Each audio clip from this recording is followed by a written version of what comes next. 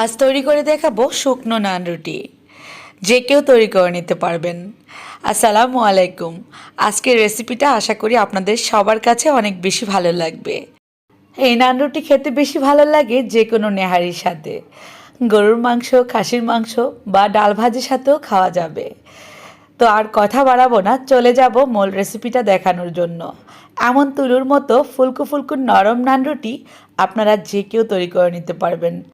আর সবচেয়ে বড় কথা হলো সারাটা দিন থাকবে রুটিগুলো ঠিক তুলোর মতোই নরম। আপনার যখনই মন চাইবে তখনই খেয়ে নিতে পারবেন। তো চলুন আর কথা না বাড়িয়ে মূল রেসিপিতে চলে যাই। আজকে নান রুটি তৈরি করব আমি আটা দিয়ে, চাইলে কিন্তু আপনারা ময়দাও ব্যবহার করতে পারেন। 3 কাপ পরিমাণ আটা নিয়ে নিচ্ছি। স্বাদ অনুযায়ী দিয়ে দিব লবণ, দিয়ে দিব 1 চা চামচ পরিমাণ চিনি সুন্দর একটা কালার আসার জন্য। ইস্ট ব্যবহার করব 1 চা চামচ পরিমাণ 3 কাপ আটার জন্য। এবার লবণ, ইস্ট, চিনি একসঙ্গে একটু মিলিয়ে নেব হাত দিয়ে ডলে ডলে।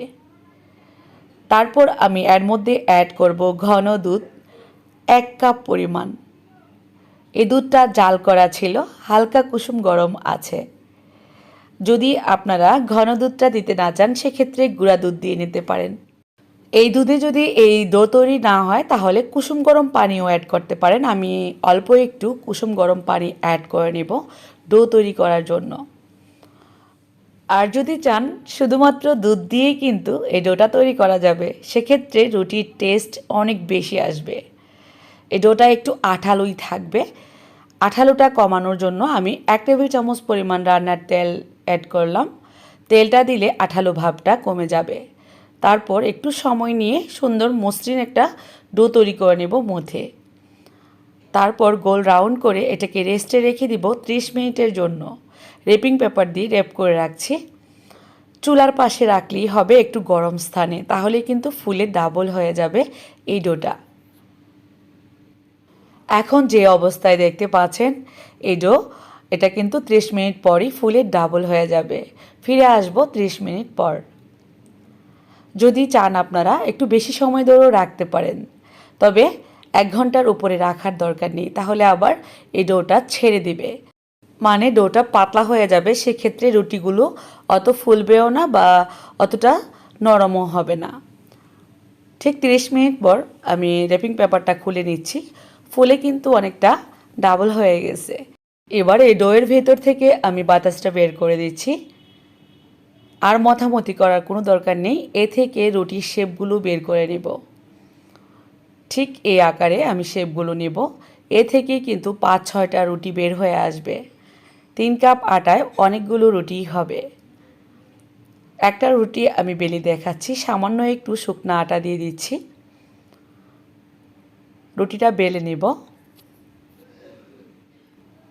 এই রুটিটা অত বড়ও হবে না, অত ছোটও হবে না, মাঝারি সাইজের একটা রুটি বেলে নেব। আর অত পাতলাও হবে না, অত মোটাও হবে না। কীরকম সাইজ হয়েছে আমি একটু দেখিয়ে দিচ্ছি। 1/2 ইঞ্চির চেয়েও একটু কম পুরুত্ব করে এই রুটিটা আমি বেলে নিলাম। এই তো দেখিয়ে দিলাম। এবার চলে যাব কিচেনে। রুটিগুলো ছেঁকে নেওয়ার পালা। একটার পর একটা বানাবো আর ছেঁকে নিব। এত বেশি ফুলকো হয় এই ড্রাই রুটিটা, সেটা বলে বোঝানো যাবে না। আর খেতে তো অনেক বেশি মজার। এই রান্নাটি যারা যারা আমরা খেয়েছি তারা তো জানি কত বেশি মজার হয়। তো যারা নতুন নতুন রাঁধুনি আপুরা আছেন, অনেকেরই প্রশ্ন থাকে যে আপু ইস্টের পরিমাণটা বেশি দিলে কি কোনো রকম সমস্যা হয়? তো এটা যেহেতু খাবারের ইস্ট, কোনো রকমই সমস্যা হবে না। আপনারা যে বাজার থেকে পাউরুটিগুলো কিনে এনে খান সেগুলো কিন্তু ইস্ট দিয়েই তৈরি করা হয়। তো সেজন্য কোনো রকম সমস্যাই হবে না, আপনারা বানাতে পারেন। তো রুটিটা আমি 2-1 বার উল্টিয়ে পাল্টিয়ে দিলাম। মিডিয়াম হিটে রুটিগুলো ছেঁকে নিচ্ছি। অটোমেটিক কিন্তু ফুলকো হয়ে উঠেছে, ফুলার আর বাকি নেই। এত বেশি ফুলে এই রুটিটা ভেতরটা ফাঁকা থাকে। ভেতরটা কেমন হয় সেটাও আমি দেখাবো। তো হয়ে গেল একটা রুটি ছেঁকা। বাকি সবগুলোই একইভাবে আমি ছেঁকে নেব। অত বেশি চাপাচাপি করার কোনো প্রয়োজন নেই এই রুটি ছেঁকার বেলায়। নিজে নিজেই ফুলতে থাকবে। একটু এভাবে করে ধুলনা দিলেই হবে, অটোমেটিক ফুলকো হবে এই রুটি। আমি আবারও বলে দিচ্ছি, যে ডোটা আপনারা তৈরি করবেন সেই ডোটাকে বেশিক্ষণ রাখতে যাবেন না। যখন দেখবেন ডোটা অনেকটা ফুলে উঠেছে, ঠিক সেই অবস্থায় রুটিগুলো বানিয়ে ছেঁকা শুরু করবেন। বেশি সময় রাখলে ডোটা ছেড়ে দেয়, পাতলা হয়ে যায়, সেক্ষেত্রে রুটিগুলো অত বেশি ফুলকো হবে না, চুপসিয়ে যাবে। তো আমার সবগুলো রুটি একইভাবে আমি ছেঁকে নিলাম। আর কত সুন্দর হয়েছে আর কতটা সফট হয়েছে এটা কিন্তু দেখলেই বোঝা যায়। তুলুর মতো নরম, আর সারা দিন থাকবে এমনই তুলুর মতো নরম এই রুটিগুলো। যদি আপনারা ফ্রোজেন করতে চান সেক্ষেত্রে একটা পলির উপর একটা পলি রেখে ডিপ ফ্রিজে ফ্রোজেনও করতে পারেন। পরবর্তীতে এগুলো ছেঁকে খাওয়া যাবে।